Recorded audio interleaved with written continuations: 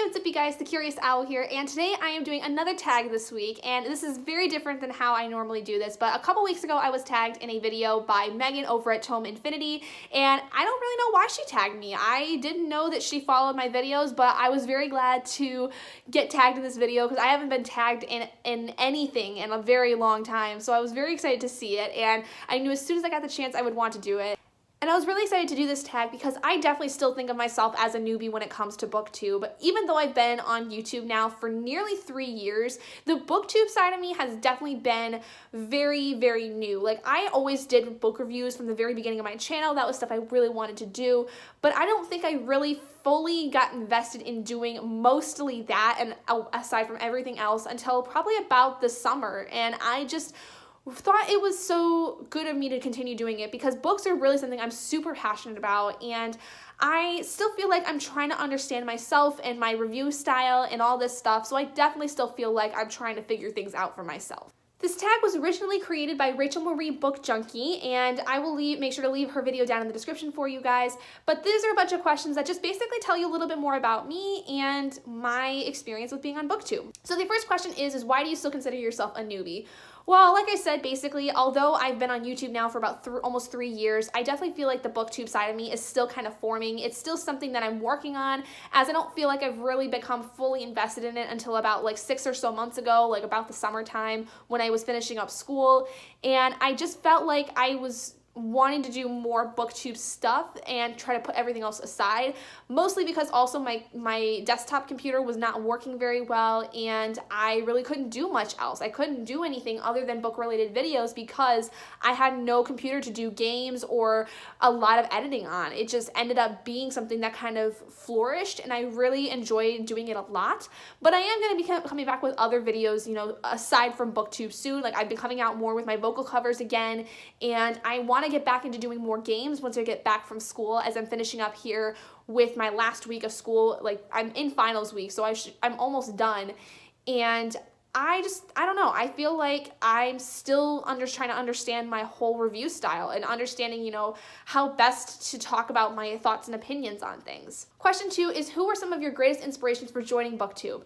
Well, honestly, the first person that even introduced me to BookTube was a friend of mine that I had in college, and her name is Becca. She has a channel called Bookworm Becca, and I will leave a link down in the description for you guys to go check her out.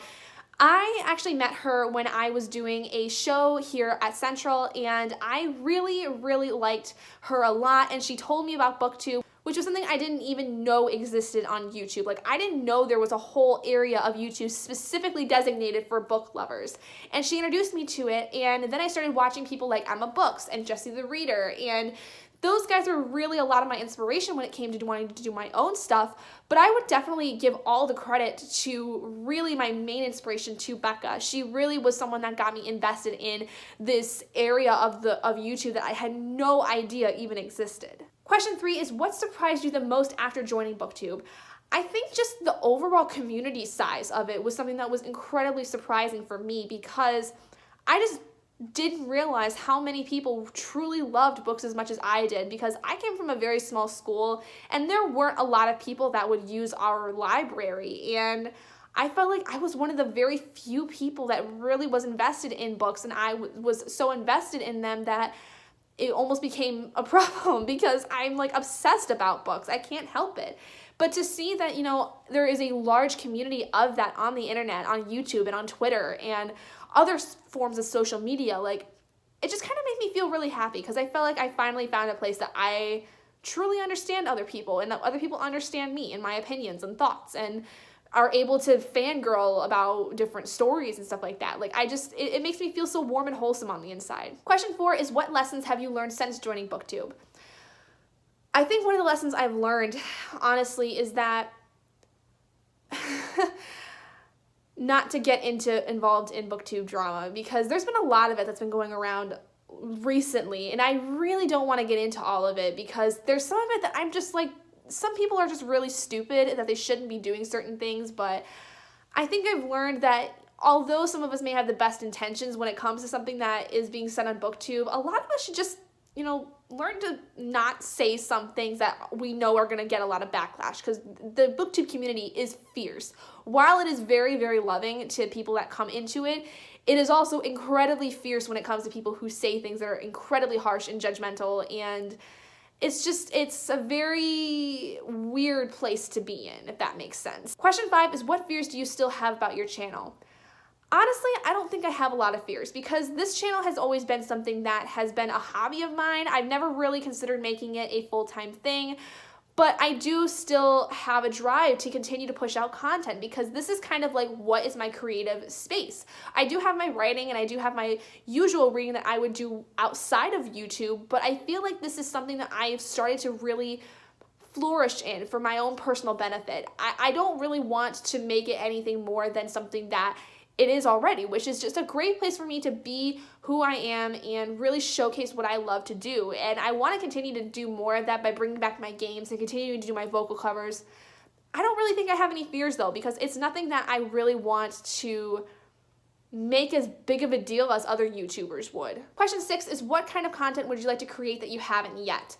I would like to do some more different videos, and by different I mean I want to do some that I've actually done kind of already. I started doing some different kinds of videos for the biannual bibliothon. There have been some challenges where I really liked how some videos came out and I want to continue doing them.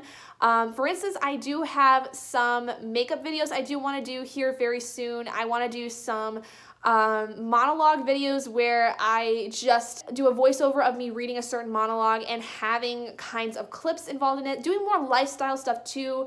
There's a lot that I really want to do, and I think that right now where I'm at in my life, I'm just a little bit too busy to do it, but once I finish up with finals and get back home, I am definitely going to be pumping out a lot more content over the next, like, forever basically, because all that I'm doing now that I'm finishing up school is I'm just trying to find a job at this point. So I'm trying to find something at least part-time, and in that part-time world that I would have if I had a job, I'd be still doing a lot of fun stuff, and I just really want to push out a lot more content that is not just me sitting in front of a camera and talking the entire time. Question 7 is, who have been some of the greatest supporters of my channel?